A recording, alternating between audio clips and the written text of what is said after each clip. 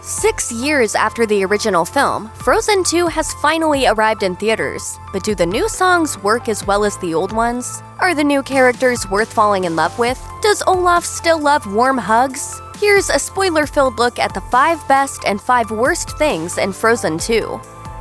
Frozen launched into the stratosphere as one of the biggest family films ever in 2013 for a number of reasons, but one of the most important was its centerpiece song, Let It Go, which any parent can no doubt recite from bitter memory. But while there are certainly attempts in Frozen 2 to recapture some of that Let It Go magic, even the planned showstopper Into the Unknown doesn't quite reach those heights. It was a tall order to be sure, but the film can't quite rise to it.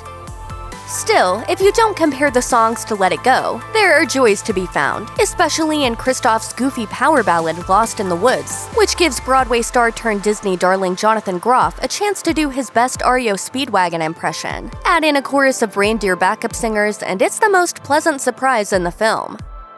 The Frozen films might be for kids of all ages, but they're also inventive fantasy adventures that employ their own rich sense of mythology, magic, and world building. It's a lot of backstory for kids to understand, so how does Frozen 2 address this? Have Olaf stop everything to give the new characters what's essentially a recap of the first film. There's nothing here that Michael Pena didn't do much better in the Ant-Man films over in the Marvel Cinematic Universe. Unlike those movies, though, in Frozen 2, it just stops the story dead in its tracks for an exposition-heavy nostalgia slog. There had to be a better way to do this.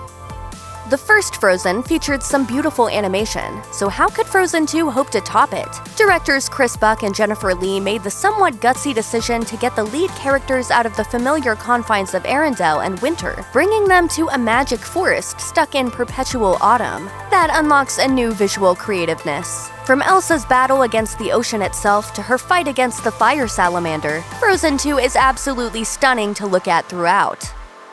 It's been 6 years since Frozen hit theaters, but as the characters helpfully tell us in the sequel, only 3 years have passed in the realm of Arendelle since the last time we saw Anna, Elsa, Olaf, and Kristoff, and absolutely nothing whatsoever seems to have happened in that time. Everyone's basically in the exact same place they were when the last film left them, and considering how complex much of Frozen's storytelling is, that feels like a misstep.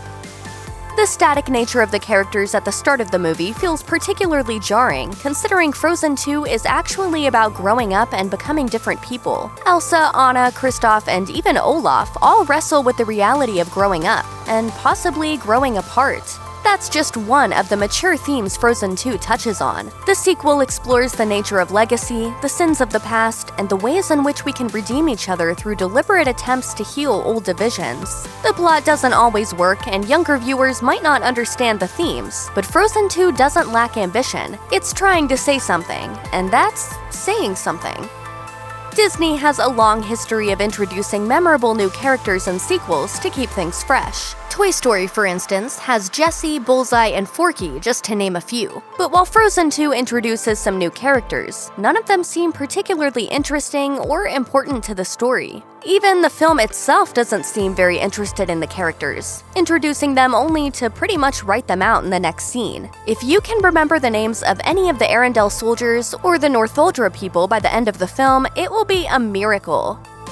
A big reason Frozen worked, particularly with adults, was the chemistry of the cast. And thankfully, 6 years of waiting did nothing to diminish the voice cast's tremendous rapport with one another on screen. Kristen Bell, Idina Menzel, Josh Gad, and Jonathan Groff can all still fire jokes off each other with incredible precision, whether they're diving into Anna and Kristoff's awkwardness or Olaf's curiosity. Even beyond that, though, there's a certain emotional honesty at play in their performances, particularly between Bell and Menzel, that makes everything land. It's nice to see that the magic of the cast didn't fade at all in the intervening years.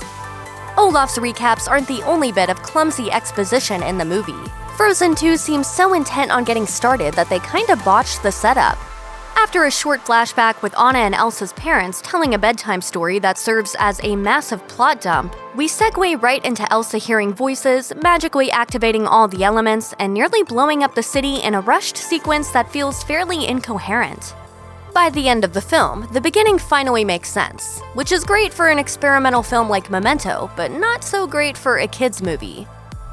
At one point in the film, Olaf rather offhandedly remarks that water has memory. That turns out to be an important line though, as it sets up a key part of the Frozen 2 mythos. It turns out that water does have memory, which means ice can hold memory, allowing Elsa to become a kind of memory summoner and keeper. This all culminates in one of the film's most visually gorgeous sequences in the ice cave, as Elsa learns the whole truth about Arendelle's dark past. It's a great example of something that starts off simple being expounded on in a really compelling way.